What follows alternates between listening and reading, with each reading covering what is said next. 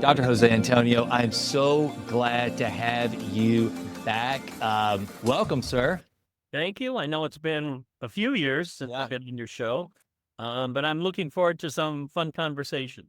Well, here's the thing, and I don't want to just limit this to creatine, but just so the audience knows, I mean, Dr. Jose Antonio, when you hear Dr. Rhonda Patrick and all these people, Lane Norton, all these people, Andrew Huberman talk about, well, creatine is one of the most researched supplements that we know of. We know it's got more research behind it than almost any that there is out there.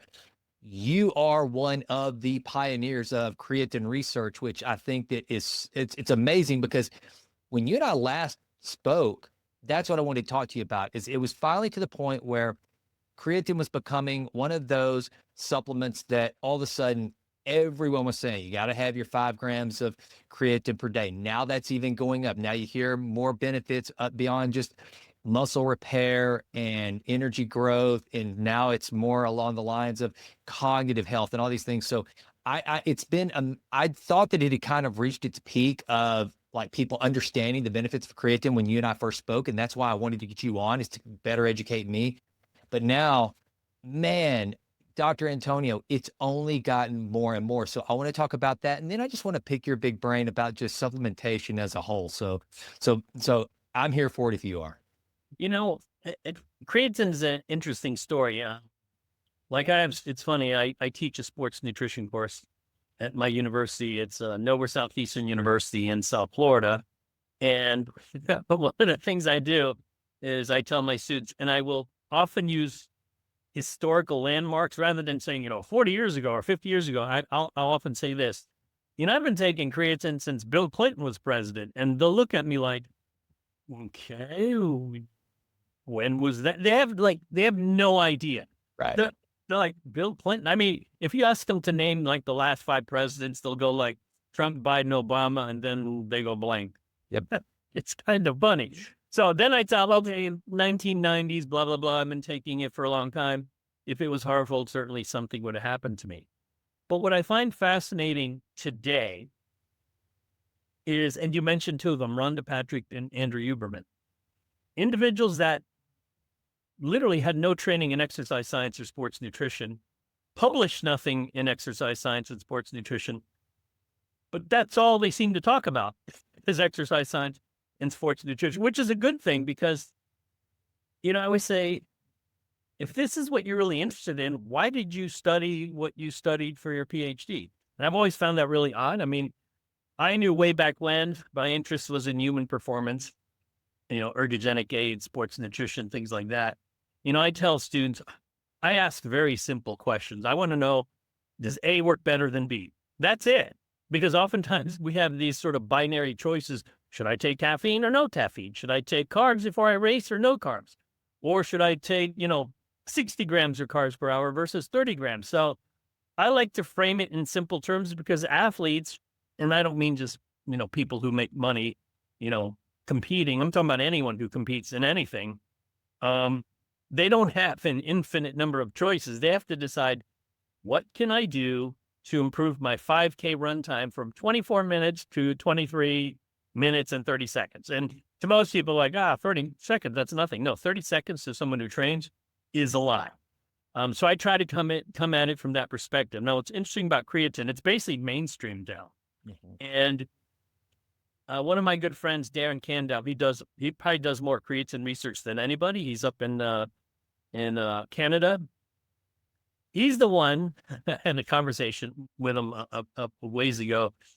He's taking 20 grams a day now. I think it's 10 to 20 grams a day. And I told him, and he says because of brain cognition, because you may need a higher dose to get enough into your brain for it to matter.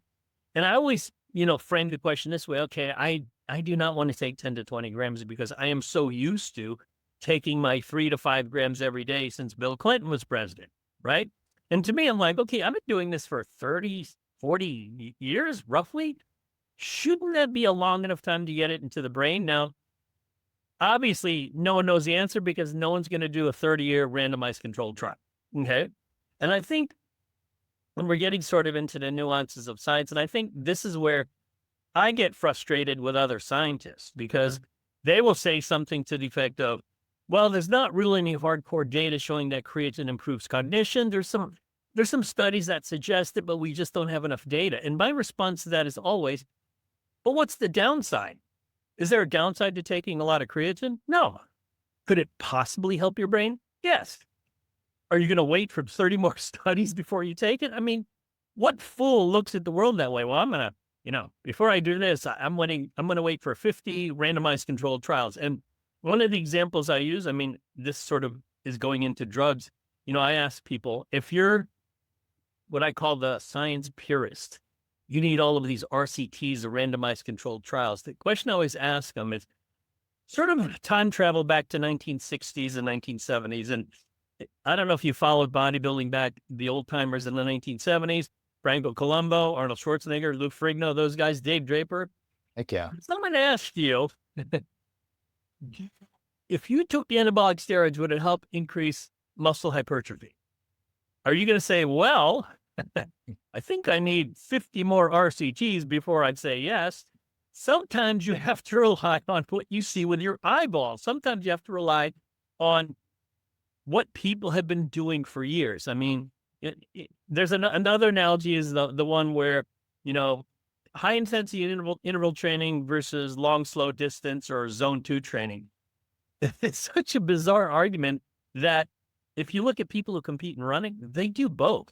But people try to frame it as high intensity interval training is much better than low intensity or long, slow distance training based on these 6-week or 8-week studies. Again, if you're going to rely just on randomized controlled trials, you're going to it's sort of a tunnel vision. And that's where I separate. I'm not a science purist. I'm what I call a science pragmatist.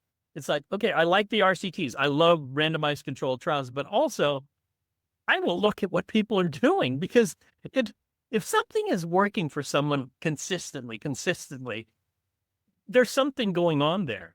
And I think that goes back to, I don't know if you follow cycling, but cyclists have been using Coca-Cola during a race. Most people, if you talk to them about use of Coca-Cola, they're like, well, that's junk. Who the hell needs Coca-Cola? Well, guess what? It's got fluid, it's got sugar, it's got caffeine. That's going to help you in a race. And so when you start sort of expanding how you view things, you don't get sort of stuck in the RCT. We need randomized controlled trials. I'm like, I love RCTs. But there's a point where, if you're making decisions for an athlete, you can't just step back and say, well, once they do 20 more randomized controlled trials, then I'll recommend you take creatine for your brain. And it's like, well, why don't I just start now and see if anything happens? So, that's my one critique of a lot of scientists. They're purists and they absolutely need all of these randomized controlled trials. We're not going to live long enough to see enough randomized controlled trials for everything we do. I think that's exactly right. And one of the things about creatine is it's almost one of those supplements that there is no panacea. But as far as, I'm telling you, man, it's cheap. It's bioavailable. It's very simplistic in the science. It's like one of these, it's kind of like the Goldilocks of all the different supplements that I know that I take. And it's weird that because you and I talked about this last time. For so long, it was just, and you talking about the old bodybuilding days. Brother, I used to subscribe to Flex back in the day. I used to write for Flex. It's okay. Well, I probably read some of your stuff, and I had Frank Columbo and Arnold and all those guys, their posters on my little workout wall. And I mean, no, I was real into it. And Joe Weider, all those guys. But the thing is, I think that creatine came through the bro science, thing. And then somewhere along the way, people like you and others started researching it and giving it kind of that elevated look. And there's just been no downside. That's one of the things to me that means the most. And that's why I told my parents, who were both in their 70s, and my mom suffered a stroke. My dad's not in the best of health. And they're constantly asking me, what should I take? Was this good? Is that good? And I'm like, it's, to me, 5 grams of creatine every single day in my coffee without question, for the reasons you said. I maintain, I'm 51 years old. I maintain body fat percentage of between 10 and 12%. Is it because of the creatine? No. But I guarantee you, whenever, as I get older, to want to go into the weight room and do the things that I do and not be sore, be tired, have that extra energy, then I'm going to do what it takes. And also now to fight off dementia and other things as I get older. If creatine helps, then I'm here for it. Now, I want to know from you, from the scientific standpoint, what happens between 5 grams and 20 grams to start to get that cognitive boost now I'm hearing that it helps you, again, going back to Rhonda Patrick. So I was listening to her one time, just a little blurb. I didn't listen to the whole podcast that she was on, but she was talking about how if you up your dosage of creatine, it can help you overcome bad sleep. What's happening mechanistically in our bodies that is making these benefits, at least there seemed to be a correlation where these researchers are saying there's a correlation between these increased dosages of creatine and better cognitive performance, better sleep, some of these things. What's happening there, Doc? Well, I think, you alluded to the lower dose to the higher dose of 20 grams. And apparently it's just much more difficult to get creatine into your brain versus skeletal muscle. Now we're all familiar with the 3 to 5 gram dose for skeletal muscle, and that actually seems to be fine. If all you cared about was getting increases in creatine and phosphocreatine into skeletal muscle, hey, 3 to 5 grams. And that's what I've been doing for forever, since Bill Clinton. I did not have sex, but I took creatine, but I did not have sexual relations with that woman. Yeah. Right. So it's tough to get, in some of these studies, it's tough to get enough brain creatine levels elevated unless you do a super high dose. Now, mechanistically, if you look at the studies that show creatine helping cognition, it is true that it is typically under stressful conditions. Probably some of the best data is sleep deprived or sleep restricted data, where you don't sleep enough or you're deprived enough of it that it negatively impacts, cognitive processes. So for instance, I always tell students, you could sort of do these experiments yourself. You can be on creatine, be off it, but if, let's say, you have a bad night's sleep, if you're on creatine chronically, does that seem to help? If you're not on it, does that seem to hurt? So some of these things you could try on your own, but the sleep deprivation data and creatine helping, I always say this, it's not going to bring you up to normal, but it keeps you from getting worse. Like, you wake up, you had a crappy night's sleep, you feel like shit. At least if you take creatine, you'll feel less like shit. So it's not like it's going to bring you up to normal. The other condition, and it really is not a condition, but if you're not a meat eater, if you're vegan, you're getting no creatine in your diet. So it's interesting. Those are the individuals that actually respond the best cognitively. When you look at some of the data looking at when they do tasks of memory, vegans and vegetarians respond really well to creatine. So to me, it's an energy substrate. Your brain needs it, but it's just difficult to get. Now, if you're starting at 0, like a vegan, taking any amount of creatine is going to help. But if you're a heavy meat eater like you or I, it's like, and I eat a lot of fish, so that has a lot of creatine.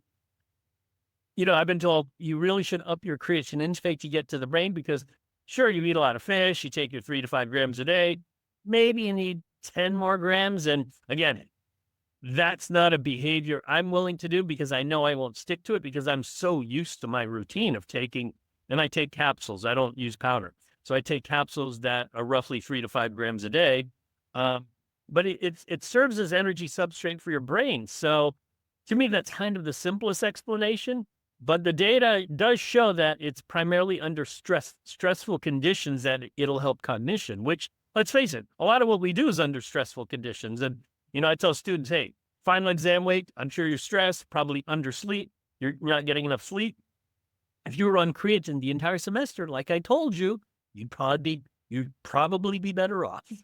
Very cool. Okay. So let's talk a little bit further back. Like, one of the things I want to do is kind of, I want to get some of these myths about creatine out of the way. Now, one of the things, because creatine has become a household, name, or where people, it's very mainstream now, to your point. So now you've got the marketers starting to try to say that their creatine is the best creatine, the purest creatine. Okay, this is Jason Wright's layman's take, is that that's bunk, that as long as it's a quality source, creatine is creatine is creatine. You can't have a supercharged creatine. So am I right or wrong? Jason, you're correct. And 99.999% of the research is on creatine monohydrate. I know there's other forms, creatine citrate, creatine HCl, creatine pyruvate, you name it. None have shown to be better. In fact, some of the claims are weird, like this is absorbed better than creatine monohydrate. What are you talking about? Creatine monohydrate's absorbed like 99 point something percent. What do you want to go from 99.5 to 99.6? I mean, that's not going to matter. So it is absolutely true that creatine monohydrate is the one that is studied the most. And it's like, can you improve on it? I guess maybe if you could make it stable in liquid for a long time, which they can't, that would be one way, quote, I guess, to improve it. But really, it's just another delivery system. I mean, some people prefer liquid. I prefer capsule. It's not an improvement per se. It's just a different way of consuming it. But you're absolutely correct in your assessment. Okay, so another one is I don't want to take creatine because it will cause me to hold water and be puffy. What would you say? Well, here's the thing with that. If people tell me that, whatever puffy means to them, I say, well, just stop taking it. If you look at the data, like we've done enough creatine studies and we've measured total body water using a BIA device, it's kind of variable. I mean, if you look at sort of individual data points, and let's say baseline is here, there are some people whose total body water goes up, some don't change, some seem to drop. But you do bring water into skeletal muscle cells when you take creatine, and actually that acts as an anabolic signal by bringing in water to your cells. So to me, puffy, I mean, I hear puffy, I hear bloated. Those aren't scientific terms to me. I'm like, what is that? I don't know what that means. But if you don't like this puffy or bloat or whatever you call it, just stop taking it. I mean, I tell people I have no bone, I have no dog in this fight. It's like, if you don't like the way you feel on it, just don't take it. I mean, it's not a big deal. Or just try a lower dose, And then I tell people, what if you just ate a lot of fish, like a lot of fish, which has a lot of creatine? Would you get puffy on that? And so you'd think you would if it's creatine, or maybe it's something else. So, I just tell people, keep an open mind, but if you don't like the stuff, just stop taking it. Never thought about that. Yeah. If you just, go find another source for it and just kind of, do the comparison. And you're probably not going to get puffy from eating a lot of lean fish. All right. So then there's also, I guess it's I don't know whether it's the liver or the kidneys that people are usually trying to find something wrong with creatine, but that seems to come up, that there could be liver damage or something like that. What do you tell folks? It reminded me of this Instagram post by a physician. And she said, creatine is killing you. So I was like, whoa, we went from hurting the liver and kidneys, so now it's killing you. And so people are now chiming in and they're like, no, here's the data. And she obviously doesn't care about the data. She's like, no, I've seen my patients and this stuff is killing you. And I'm like, well, I mean, killing is pretty bad. You have clinical data, please publish it. She's like, I'm not going to publish any of this data. I'm like, oh, okay, well, I don't know what to say. But getting back to liver and kidneys, there's no evidence at all. There's plenty of randomized controlled trials. This is where RCTs are important. Comparing creatine to a placebo, looking at liver function, kidney function, even blood lipids. Like, there's no harmful effect. I mean, it's a weird supplement in that I remember this was the conversation I had probably 10 years ago with some of my science friends, and they're like, don't you find it strange that creatine does all these really good things, and there's not a single harmful effect, like nothing. Even think about, other than creatine, what has the most data? Caffeine. Caffeine and creatine play neck and neck. Caffeine definitely has harmful side effects. You could kill yourself overdosing on caffeine, but we can't think of a harmful side effect or creatine. There's no downside to it. Some people say, well, weight gain. I'm like, that's actually why some people take it. They want to gain weight. So the liver stuff, baloney, the kidney stuff, baloney. There are no harmful side effects that we can see, that we've seen in any of these trials. So, but people love to say that, hey, they say that about protein. No, protein, bad for the kidneys, bad for it's bad for this. It's like, where do these people come up with this stuff? Yeah, I agree. Now let's talk a little bit about, and I want you to throw in some other things. I want to take kind of like an avatar. I told you I'm 51, but I'm in shape. I've been, training and trying to keep myself in shape for years and years. But let's say that somebody's listening to this and they don't know anything really about supplementation, and they are that listener out there. And listener, you know who you are. And if I get the right guest on, no matter what they say, you'll run out and you'll buy it because it was on the Healthy CEO, and Jason, he takes it, and Dr. Jose Antonio, he takes it and he's researched. So here I go. I'm going to go load up on it. And so now, and then you end up with a pantry full of stuff you have no idea why you bought. So, and I always say, and I mentioned on this podcast, that there's 2 supplements I take every single day, in addition to the foundational stack that you and I talked about beforehand that my company makes, and that is glutathione and creatine. Those are really the only 2 that I'm going to have in addition. But you, as someone who has been involved in sports science and researched this stuff for decades, what are the things that you would tell someone listening to this podcast? And the reason being is because it's just so friggin' hard to get it from their nutrition, from either their food sources or whatever, that you believe are some of those supplements that are just kind of those mainstays. They've got the research, they show to be, the risk factor is so low, the upside is great, and they're going into older age. What are some of the things some of the molecules that you would recommend? Okay, let's take the example of someone who's recreationally active. They go to the gym, maybe they run, maybe they lift. Let's say they're over 40 years of age. And I remember when I was in college, once you hit 40, everyone's old. So I'm going to stick to that. We're all the same. Once 40 to whenever 80, we're all the same age. So I get it's like the older I get, I'm like, yeah, you're old. You're 41. Okay. To me, I always start out with this. The foundation is exercise. If you're not exercising, all the supplement stuff isn't going to help you. Because I get asked a lot about, hey, what supplements I take? And the first thing I ask you is, well, what's your training like? Like, oh, I don't work out. I'm like, well, start working out and then we'll worry about it. Yep. So you start training and maybe you have a specific goal. And I tend to view supplementation through the lens of performance. Now, people often say, well, what about viewing it through the lens of health? And to me, they're really intertwined. If you're training to lift heavier weights or training to run a little faster or cycle a little faster or swim a little faster, to me, you're improving your health. But the goal is much more tangible, meaning I want to swim faster, easy to measure. I want to lift more weights, easy to measure. So I look at it through the lens of performance. I mean, that's always been my interest, ultimately, is human performance. So the supplements I would recommend, and some people don't consider this a supplement, would be post-workout protein. And I'm sure someone listening to this podcast would say, well, there's not really some anabolic window post-workout. And I'm like, yeah, you're right. But the reason I recommend post-workout protein is because it's a convenient time to get protein. You work out, you're kind of thirsty, maybe a little hungry, get a shake, get your 40 grams of protein. It's easy. So it's a convenient time to get protein so that it contributes to your total protein intake. So post-workout protein. The next one, obviously, is creatine. And to me, I would never recommend initially 20 grams a day for your brain, because most people are like, what, 20 grams a day? I can't do that. So I would say, hey, try it anywhere from 3 to 5 grams every day.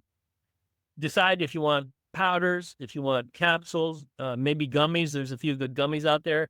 But you got to decide which delivery system is something that you'll stick with, something that's repeatable, something that you're compliant with. So creatine. Multivitamin, for those who, I don't eat perfectly. I mean, I eat well most of the time, but it doesn't hurt to take a multivitamin. And I don't even take one every day. I might take it every other day or a couple of days, 3 days a week, just to fill any possible gaps that you might have in terms of some of the micronutrients. Now, once you get away from creatine and a multivitamin and protein, for me, I start to look at it from a performance standpoint. So depending on your goals, those are the supplements I tend to recommend for performance. Now, is there anything else I would recommend for health? I think the first thing that comes to mind would be fish fat, omega-3 fatty acids. Some data suggests them good for the brain, good for the heart, things like that. Now, you mentioned glutathione, which is interesting because It's not anything that I'm ever asked, and it's not really anything that I suggest, but it's a good thing to take. I mean, it really is. Now, would I recommend any other antioxidants? Typically, I would prefer you get antioxidants through food. Mhm. And ironically, the ones that provide the most in the American diet is coffee, which is an amazing beverage.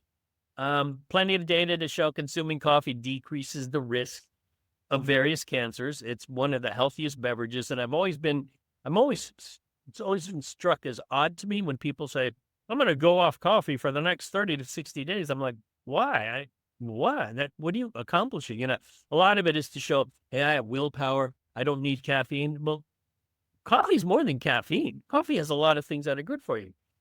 So I would even suggest coffee as a healthy beverage. Any other supplements? Again, I focus on performance, sodium bicarbonate, beta-alanine, nitrates. Any of the buffers I think are great, especially if you're competing in a sport where you produce a lot of lactate and hydrogen ions. Sodium bicarbonate and beta-alanine are two of the great ones. Nitrates are great, increasing oxygen delivery and things like that. And one of the ones that people don't realize is a great ergogenic aid is sugar. Taking sugar or carbohydrate pre and or during training, pre and or during a race is going to help performance. And that's where, things like Coca-Cola come in. So sort of, let's go back. General health, protein, creatine, multivitamin, omega-3 fats. And then when we're dealing with performance, it's specific to the sport or specific to the activity. So I'm so glad you brought that up, because when you're talking about specific to the performance, that's another thing too, going back to creatine, that a lot of people, I think that there has been research, and this is your wheelhouse. Protein, I can actually consume protein and or essential amino acids and still add some lean body mass even if I don't do a lot of resistance training or whatever. Creatine is specifically performance. It's not going to do, if I just lay around and take my creatine, but I just lay around and I don't do any resistance training or cardiovascular training, whatever, it's not going to have the impact. It's going to basically, and this might be a good segue into helping the audience understand what's going on with creatine.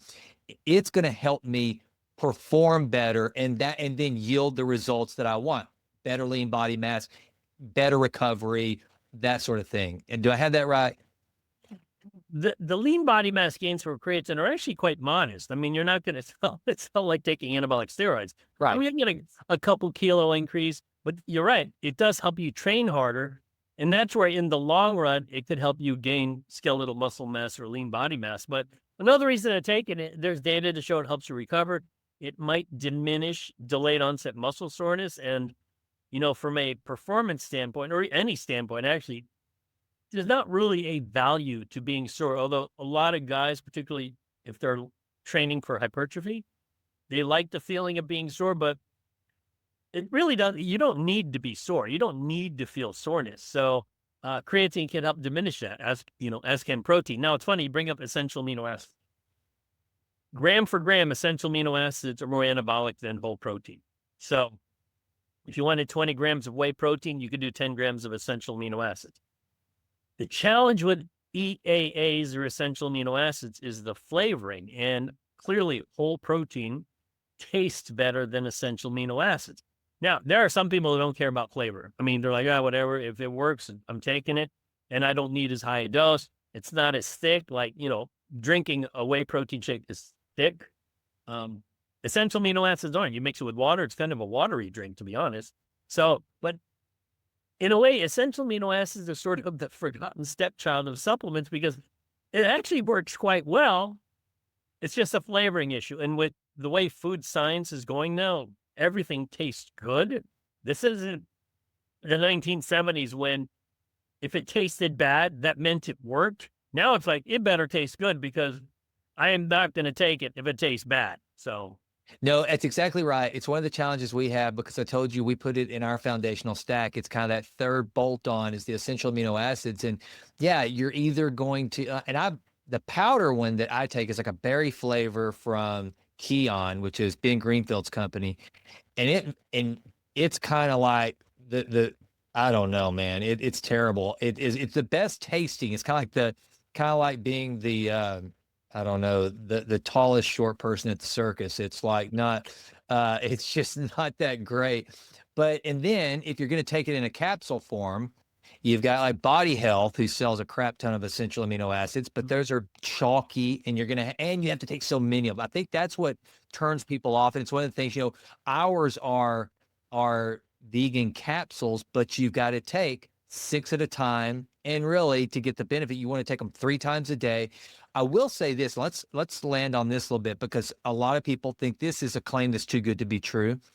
If you're fasting, one of the things I use essential amino acids for, if I'm doing an intermittent fast or something like that, and I want to have that hit of protein synthesis right when I wake up in the morning, I can take some essential amino acids as just 1 dose of them. So again, trying to get that equivalent of the 20 grams I could get from a protein shake or whatever, but I don't have the metabolic effect, so I don't have to worry about breaking my fast. Am I right about that, or is that just wishful thinking? What's happening? The essential amino, you're still going to get some conversion to glucose. So I guess when you say you do some sort of fast, to me, regardless of what's going on, with blood glucose regulation, to me, you're just not eating, or Right. not eating as much.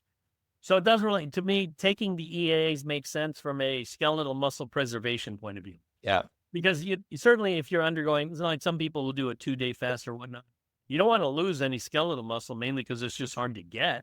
Yep. So the essential amino acids and creatine are great for preservation of lean mass. To me, that's the reason to take it. Now, that brings up another topic I wanted to talk to you about, is GLP-1s. Obviously, since all the talk, I'd like to just get kind of your general thoughts on GLPs. And then also, the reason why I'm thinking about it right now is because I'm like you. People will come to me and they'll ask about supplements. I'm just like you. I usually ask about, what are you doing for training, but then I'll also say, when's the last time you had blood work done? I mean, it's not a one size fits all. So I could tell you all kinds of things to take, but that's why I like you always bring it back to performance. Well, what are you wanting out of the supplement? What are you trying to do?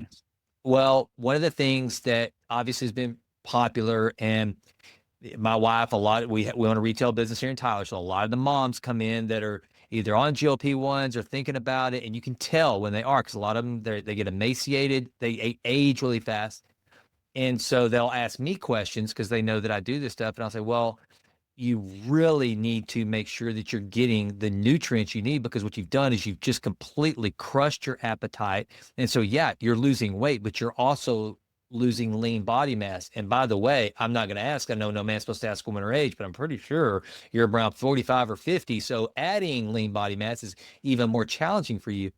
So do you think that if somebody is doing GLP-1s and so they're losing weight, that they should be also looking at some supplementation, like in particular essential amino acids, getting the protein when they're going to eat? Like, what are some things that people could do to offset that massive loss of the good weight that they need to maintain? Yeah.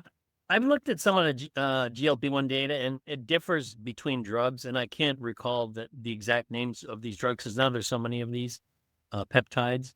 The amount of, it seems like the amount of lean body mass loss is equivalent to people who just aren't eating. Like if you go on a calorie restricted diet, you're going to lose weight. You're eating less. GLP-1s, basically you're losing weight because you're eating less. So the amount of lean body mass loss is similar, but you're still losing lean body mass. I have this conversation frequently with a friend of mine who trains fighters. And, the idea is, hey, you go on these drugs, you change your lifestyle, make sure you're training so that you maintain your lean body mass, you lose some weight, you become a little healthier. Do you want to stay on the drugs forever? Most people would probably say no. But he always says, well, the reason they're on these drugs is because they won't change their lifestyle. Because if they could change their lifestyle, they wouldn't be on these drugs. It's sort of this weird, chicken egg thing. And in a way, he's right. And this sort of harkens back to the body positivity movement, the fat acceptance movement. I've never seen these movements disappear so fast in my life. Yeah.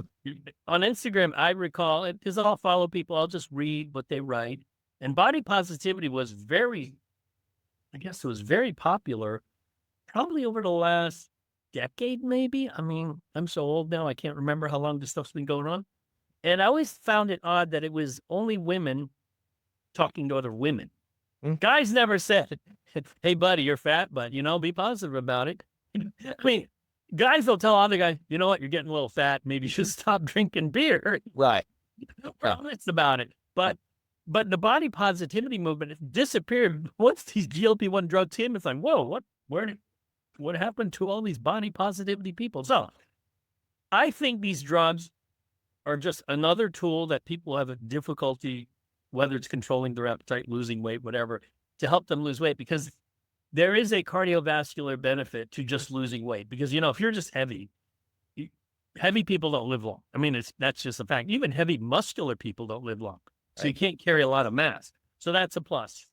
I think what's interesting is what happens if you're on it your entire life. Now, people will say, well, it's meant originally for type 2 diabetics, and a lot of them have been taking it chronically, and there doesn't seem to be any long-term harm, at least at this point. And I haven't seen any either, but it harkens back to the lifestyle modifications you need to make if you're on the drug.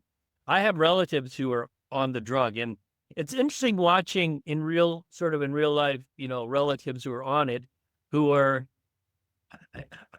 they obese or just very overweight? They're somewhere between overweight and obese. I mean, if you look at them, you're like, okay, you need to lose weight. And in my mind, I'm thinking, okay, you are not the kind of person who wants to exercise. That's just me having an internal conversation. If you stay on the drugs, you should lose weight. Now, I have noticed, again, this is just me looking at people. Some people seem to plateau on that. And so do you take a higher dose? What do you do? I mean, you're still overweight. Logically, you and I would say, well, you should start working out, right? But Jason, you and I know people who are not going to work out.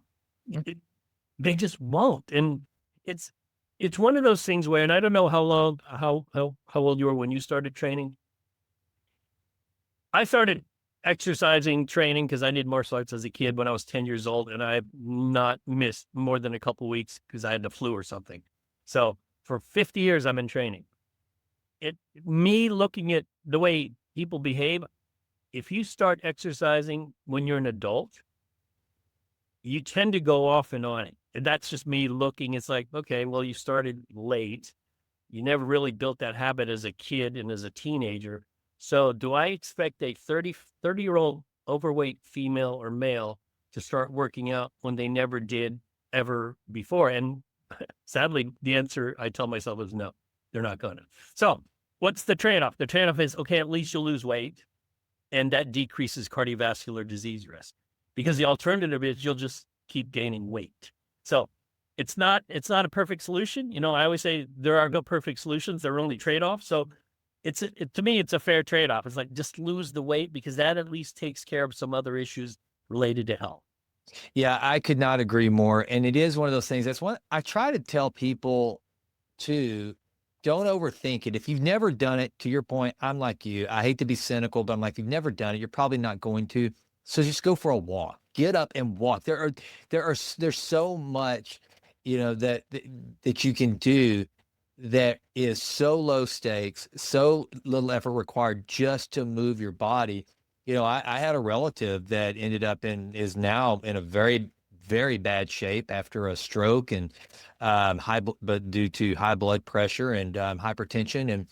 And, back whenever, pre-stroke, this person just would not exercise, would not even think about getting quality sleep, would not do any of the things that it takes. And so it's so frustrating to me. And the sad part about it is, it's like, if they only knew how good life could be and how much better life could feel, that's what, I'm as vain as the next guy. I do want to look good for my wife. I always want her to think I'm hot and all that, but also I just like feeling good, man. I like to have a robust VO2 max, so that, whenever I do have grandkids one day, that they're like trying to keep up with grandpa.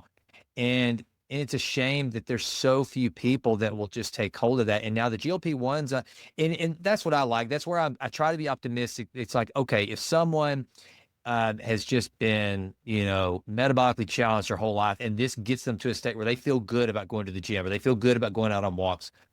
That's great. And I also, brother, I'm with you. It was kind of, I don't watch the Academy Awards. I'd rather go poke, a rusty fork in my eyeballs and watch that crap. But whenever you saw all the videos of all of these, again, to your point, these people that thought the Victoria's Secret models had to be big and fat and all this, and they're just as pretty as, all the other models were back in the day. And then they show up to the Academy Awards, and suddenly, all of a sudden, being really thin is pretty. It really thin is what you should. It's like it's almost like they were just trying to reward people who were just lazy and not going to do the work. And it's really hard in this world, especially with today's celebrity, and it to not be completely cynical about some of this stuff. Well, they're basically lying to themselves. Yeah.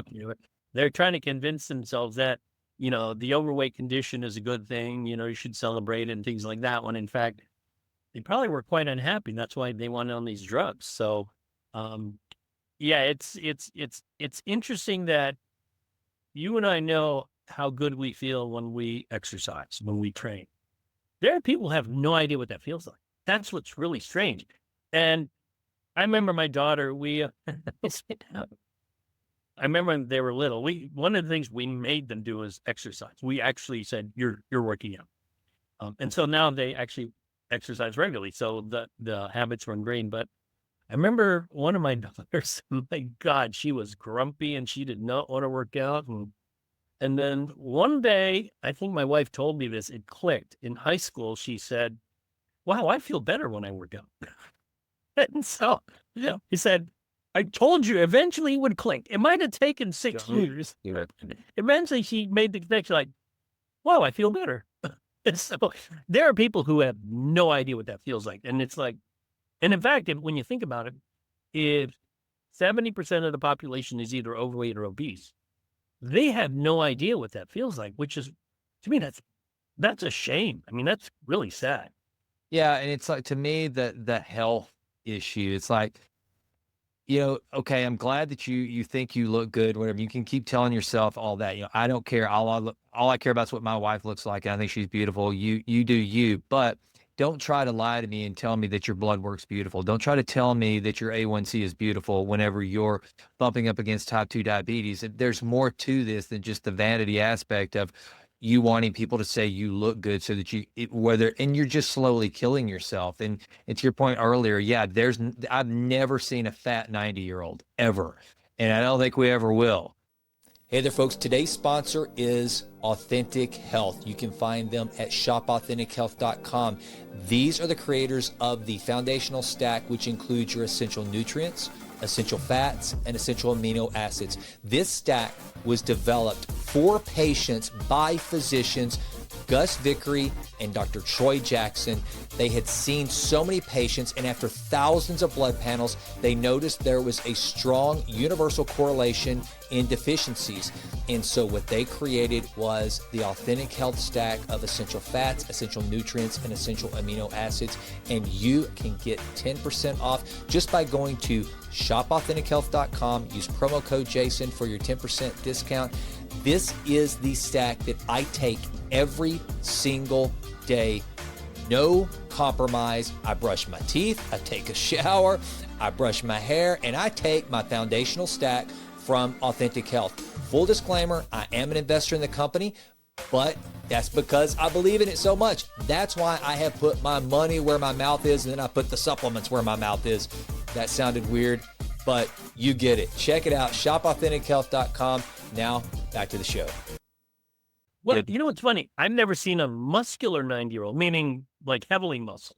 Right. They're all quite small and lean and sinewy. So, yeah. You know, bodybuilders who are over 80. That brings us to another point, going back to the supplementation argument, because I had this conversation with a lady who I like a lot. She's a cancer survivor, and so therefore she's really gone hard to the hoop on nutrition, eating clean, and she's a badass. I love her to death. But one of the things that she did say was that she went to a functional practitioner. I don't think it was an MD, But they wanted to put her on a lot of supplements, and she's got this attitude of, I just don't think I need all these supplements. I'm not going to do all that. I don't want to do any, I don't want to be on a lot of drugs, and I don't want to take a lot of supplements. It's just, and kind of the old, it's just expensive urine argument.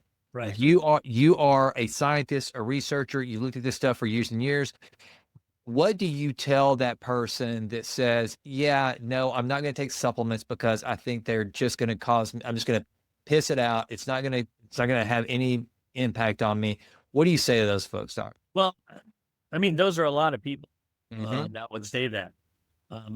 But already it's a red flag, meaning even if they decided to follow your advice, they probably wouldn't comply long term. Right. So to me, if they can comply, in a way, the conversation stops there because, okay, I recommend creatine and protein and a multivitamin. That's pretty easy. If you can't do what's pretty easy, you're not going to do all the other stuff. So with them, I say, this is what I recommend. You can choose to do it or not do it. But deep down, you kind of know, if people are compliant or they'll adhere to your advice. And there are others who are like, I'll do exactly what you tell me because they truly want to change, what they do to improve their health or performance. So, but yeah, it's like, how much time do you want to spend trying to convince someone that something is good for them when they are convincing themselves they don't need it?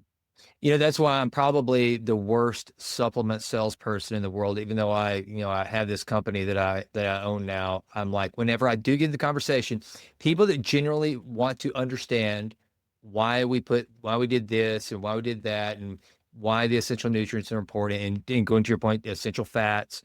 Then I'm happy to talk about it all day long. But I'm not good at arguing. I'm not going to convince you. It's like back in the day when I owned real estate companies. People would say, "Well, I could just sell my house myself." I'm like, "Yeah, you sure could. And you could also do your own taxes, and you could also defend yourself in a court of law. Okay. You do you. I'm not telling you have to use one of my realtors to sell your home. Yeah. I'm just saying it's probably a good idea. Let the professionals do what they do every day. Yep. Same thing with supplements. Like, yeah, you don't have to. You're not going to die if you don't. Yeah. But if you've got certain goals, to your point, performance and things you want to do towards longevity and health span, well, you might be able to hedge if you do these things, and that's all I'm interested in. Yeah. No, I agree with you completely. Yeah. So, what are some of the things that are some of the research that you've seen recently that maybe this audience doesn't know about that's kind of getting you excited? Like, what are you spending most of your time looking into right now, whether it's different supplements and molecules that you're trying, that you're kind of excited about where it's going? What are some things that we haven't heard that don't make all the headlines right now?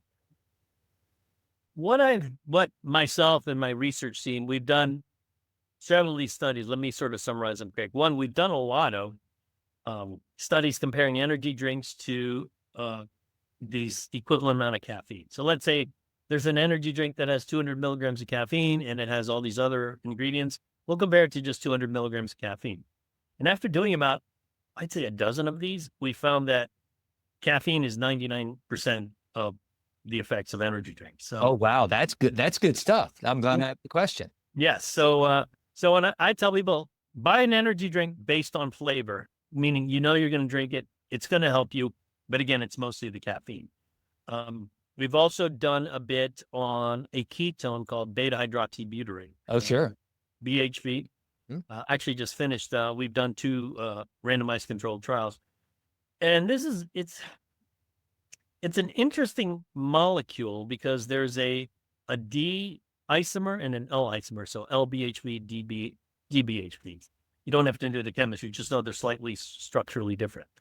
And there seems to be some effect on the central nervous system, meaning the last study we did, it showed that it positively impacted mood.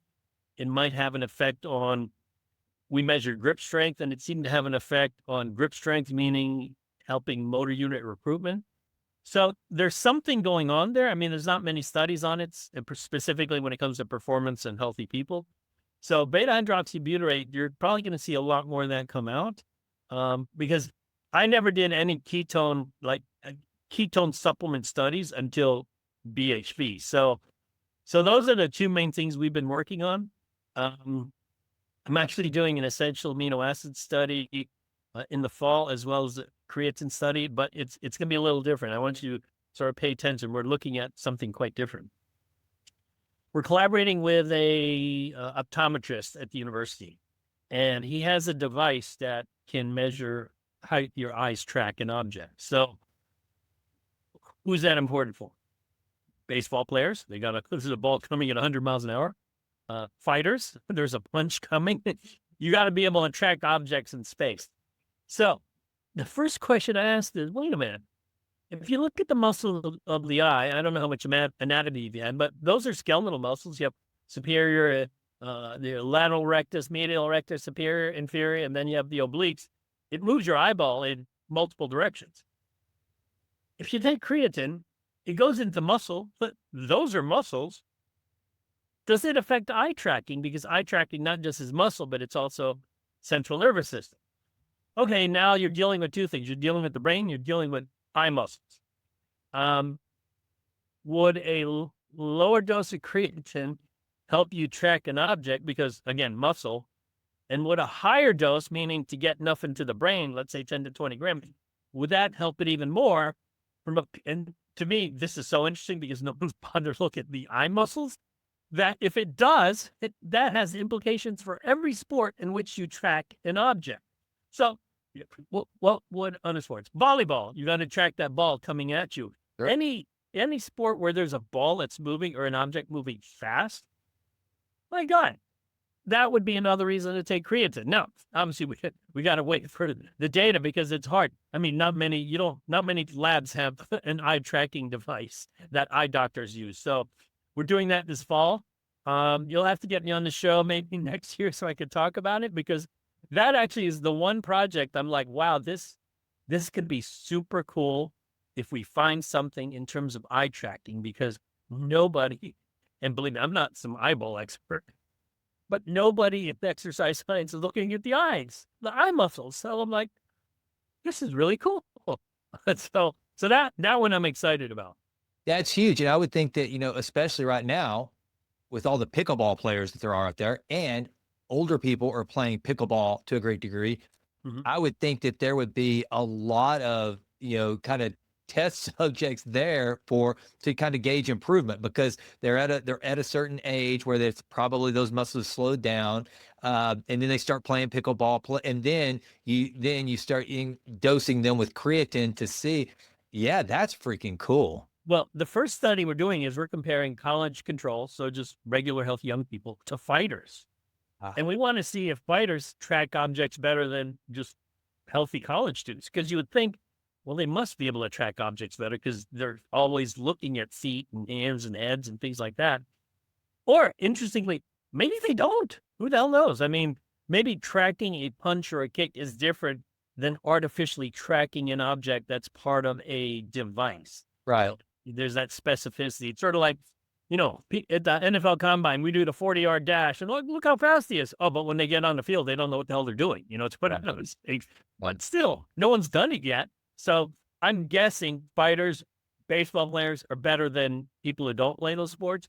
And then once we see that there's a differentiation there, what if we now put the fighters or just regular college kids on creatine to see if there's an improvement in eye tracking? To me, I mean, that would be super cool. Oh, that's real. I think it's awesome. Well, and two, I guess heretofore, it's always just been like, well, the reason why you're a good tennis player or baseball player, or whatever, he's got good hand-eye coordination. It was just kind of a genetic thing. But if you could figure out a way that there is a correlation and you could improve someone's, either that is already pro or maybe a hitter that's in A ball, taking them to that next level. Oh, that's awesome. Okay. Yeah, I mean, imagine that. Yeah, you're in the minors and you just take creatine, not because you want to gain weight, but it's like, oh my God, I can track this object, tiny white object moving at 95 miles an hour, 0.01 seconds better. Yeah. That's huge. That's huge. So, all right. So what about as far as just anything that you're looking at that you're excited about with regard to certain molecules, anything for longevity? And I'm not talking about just keeping us alive longer, but you're seeing that, like, because people, I mean, let's face it, people are living better longer. It's like, I saw like and I told you I'm 51. At my age, whenever my grandparents were my age, they were old. They were the old people. Now, I mean, and I know I'm old. I don't But you're a healthy old. yeah, I don't feel like a grandpa. There's definitely been a shift. What are No, some you're right. is there anything you're looking at that you guys are doing some research with regard to tapping into the whole longevity space and things that are working that you're looking at? No, we currently, not my research team, we're currently not doing anything related to that because I think when push comes down to shove, you and I know the best thing for longevity is movement, is exercise, is training. And to me, it's really a question of, well, is there a best way to train for longevity? And I know people will talk about, hey, max VO2 is the best predictor of longevity. So you need to train for increasing max VO2. And yet the athletes that live the longest are not the ones with the highest max VO2. Oh, you made me think about that earlier whenever we were talking about like the big guys, not living on big muscular guys.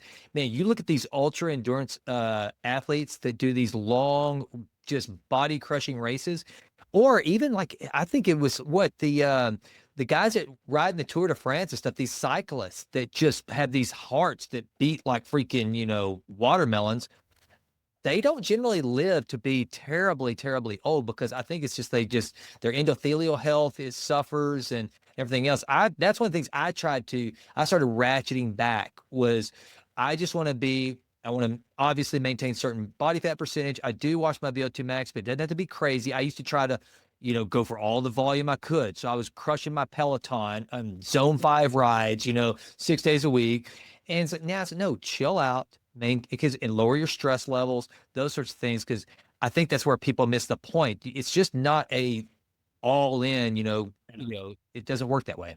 Yeah, I think, I think some of the data suggests that, and again, these are just cross-sectional studies. You can't do a randomized controlled trial and follow people from the time they're a kid to the time they die. I mean, no, you can't do that in any kind of randomized fashion. So it's all cross-sectional, but people who play racket sports, particularly tennis, they seem to live long.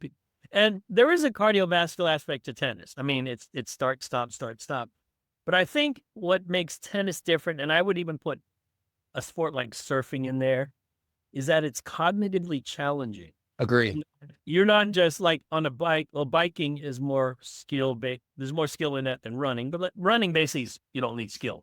Yeah, my Peloton requires no skill. It just requires me to overcome boredom and just take it. You're right. You're just cranking. Yeah. So if you play tennis, now you're playing against another person who is unpredictable, tracking a ball that's somewhat unpredictable, and you're moving.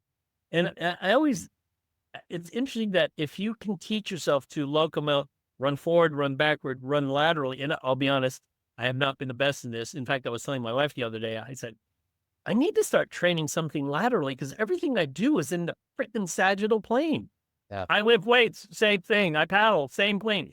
I do no lateral movement. I'm thinking, damn, that ain't a good thing. But what could I do laterally? I mean, I could do some weird things at the gym, but I'd rather play a game. But what is that? That would be tennis, maybe pickleball. What else would be lateral? Maybe basketball. Yeah. But I have to think about, what would I do that I would stick with? And I haven't answered that to myself yet because I'm not going to start it and then, I don't want to do this anymore. I need something I'll stick with. So I need to work on that lateral stuff. Brings up a good point though. It's one of the things that I've started paying attention to is like moves that I never do, sprinting, which after a certain age, no one sprints, right? There's these things that our bodies are able to do. And a lot of the reasons why they become unable to do them is just because we stop doing lifting things over your head. You hear all these shoulder injuries and these rotator cuff surgeries that people are getting. Well, it's because when's the last time that they did anything over the head where it's like we just kind of forget to do these movements. And so the balance work, I'm terrible at doing balance work. I've got to start doing better at that. Oh, just start paddling. Yeah, exactly. That's exactly. We didn't talk about it, but the Dr. Antonio is a paddleboarding ninja, and it might be the one thing I do a lot of is balance. That's it. It's so important, and that's something I had not been doing, and so Although I did tell you, Jimlyn, she's gotten into it. So when we do go somewhere outside of Texas with the beach, brother, I'm on a paddleboard now. I look terrible doing it because I'm like, I see just how bad my balance is, but I'm after it. Well, Dr. Jose Antonio, this has been awesome, man. It's always good to have you. Anything that we haven't covered that you want to tell the audience you're excited about?